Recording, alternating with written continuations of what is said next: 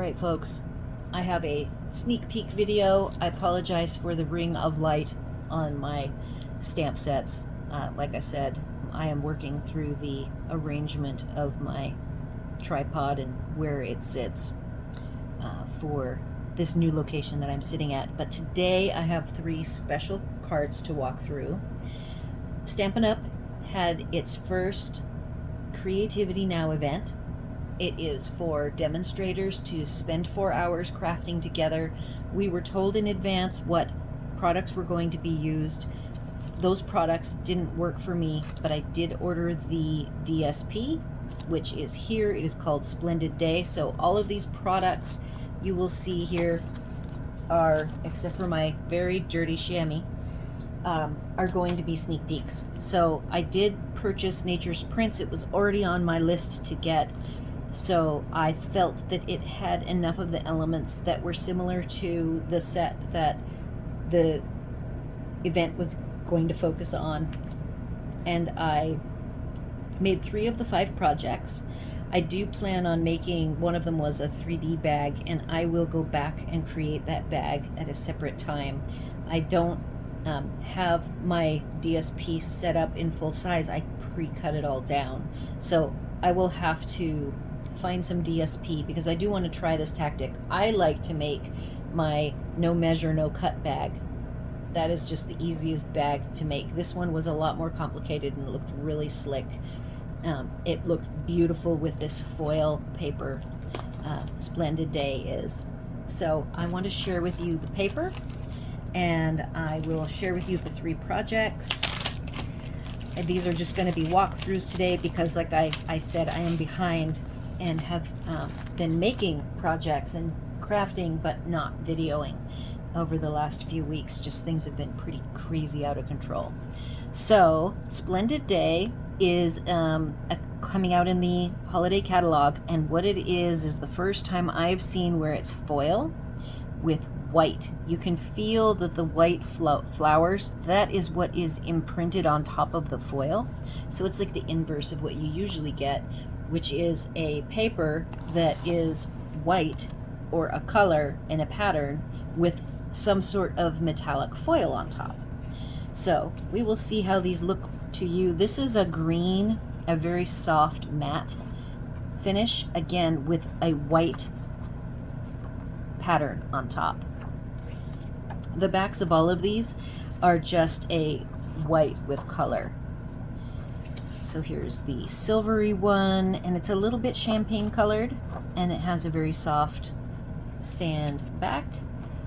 There's one here, this is a light copper, and the 12 by 12 has 2 lines of these white long tendrily stems, one coming down from the top and one coming up from the bottom, and then the whole middle is the light copper. There's this lovely fresh freesia with white. I think this might be one of my favorite ones.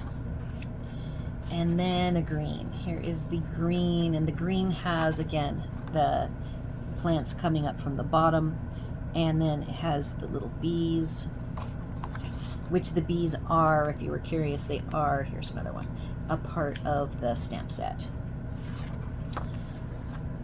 So that is what the bottom looks like on the green. And then the back sides of these, we have, again, more patterns.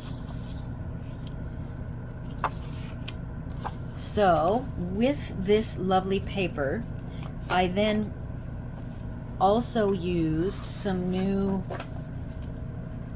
embellishments. I thought I might use these. These are a 2,300 little round balls. They are fully round. They're not perfectly round because they don't, roll perfectly. So they're a little bit off-shaped. So I'm intrigued about how I will use these. I wanted to buy them because there were so many of them. And I was like, what does 2,300 of something look like? And what size is this puck? I love to collect these pucks because I use them. Look how small these smallest ones are. These pucks, I have a special container. It's quite old now, and it's in sections, and it's round, and these pucks slide into it. And right now, all of my puck type things that I normally get, they were all retired. So this one I was very happy. Effervescent Elements is what it's called, and that came in a puck, and it's a fat puck. Then I bought the Everything Fancy, or the Fancy Sequins, and they came in a grouping of 3. The old sequins for everything, where this is the fancy sequins for everything, it came in a cheap plastic container with 4 holes in it, and then it had a really cheap lid that didn't really attach. It was just not a very good storage mechanism, and I in fact put mine in 3 different pucks.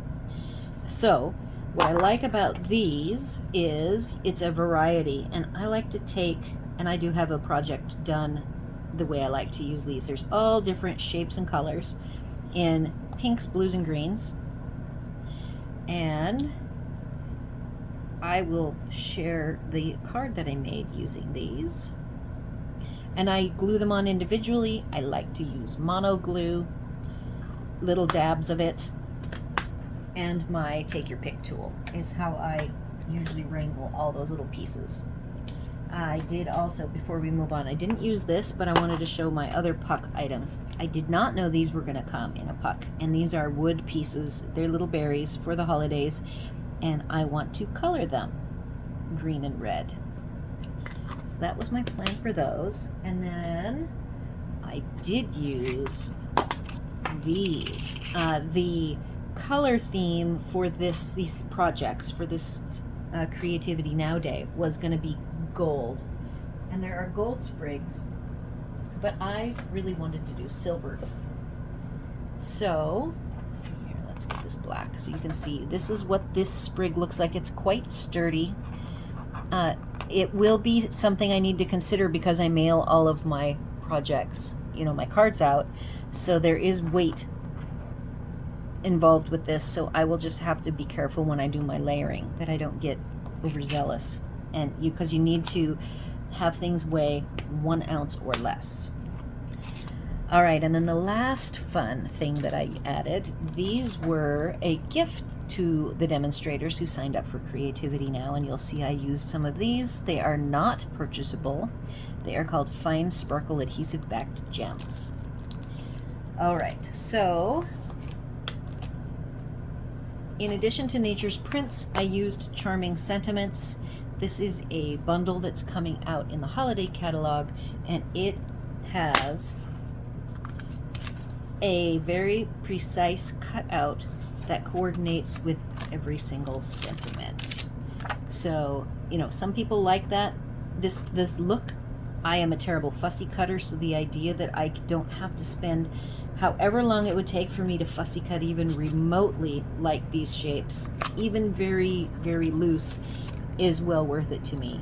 And I also liked the candle and the little fireworks and the little extra doodads that you get with it. And now I will share with you the projects and let you know my favorites. So the very first project that we worked on actually ends up being my favorite. Here it is, and we did a really easy technique. We took Pool Party, Fresh Freesia. You colored the Pool Party very fast halfway, then you took your Fresh Freesia and you scribbled it halfway, then you took the Dark Pool Party and did 1/4 and the Fresh Freesia 1/4. So then from there I decided to do a Hive embossed folder. Theirs is smooth, and it is on, in fact it's on the soft seafoam is the base, and I always like to do white bases, so you'll see I did a very thin edge of the white base showing. The other side, so I told you Fresh Freesia was my favorite color of the foil paper. They used the non-foil side, and I really knew I was going to make this the foil side. And Best Wishes and Happy Thoughts is a sentiment from Nature's Prints. So is this label I cut from the Nature's Prints die set. I always store my dies. Now this die set came, it's an extra fat rectangle, and so I always just trim mine down, you can see, so that it just hides inside. I've tried all different ways of storing dies, and the best way is to just keep them with their stamp set. So that's what I do. I used to do magnets, little magnet sections, and I tried attaching the magnet sections to my boxes, and with these newer die sets, and we used to use Sizzix, but no longer, they have a different supplier. I just use, it's very sticky, so I don't use the magnet sheets any longer because it does save on weight. And then I store my die cut sheet in the back, and the case that holds the dies, I just store the cases in a big pile. I don't use them.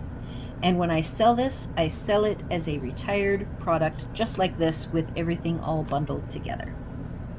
So I used, in this case for the trim, the very fine ribbon is a soft seafoam ribbon, and it is right here.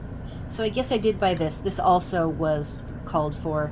It's sheer, and you can see that it has more of a limey green look to it until you unroll it, and it does take on, I like the transparency that it has, so that the colors that it is on can kind of come through.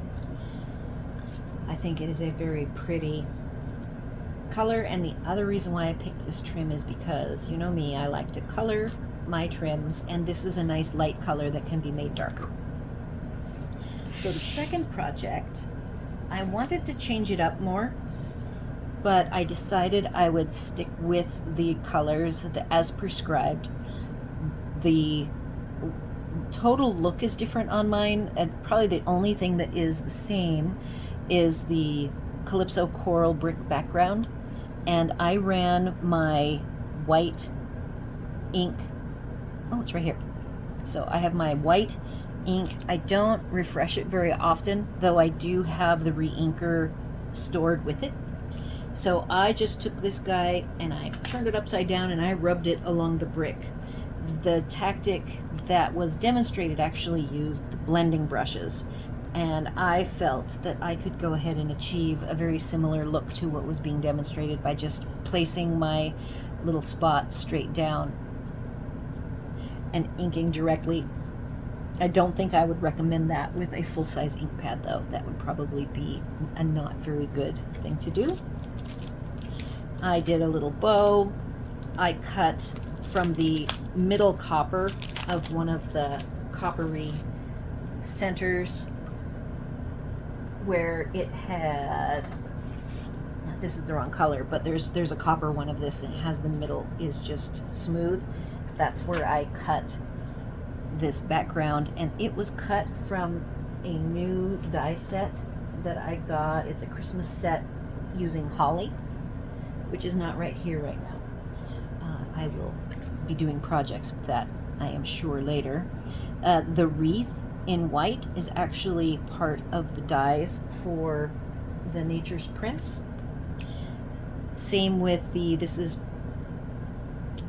petal pink with Calypso coral, and then I used the fern, and I inked it up with soft seafoam, then took a sponge, this sponge in fact, and I sponged the center with garden green to give it, so in real life it's a little bit of an ombre look. And I finished it off with the lightest, these light minty blue. Oh no, I did the pale petal pink colored ones, and I did 5 of them. So that was project number 2, and that one is my least favorite.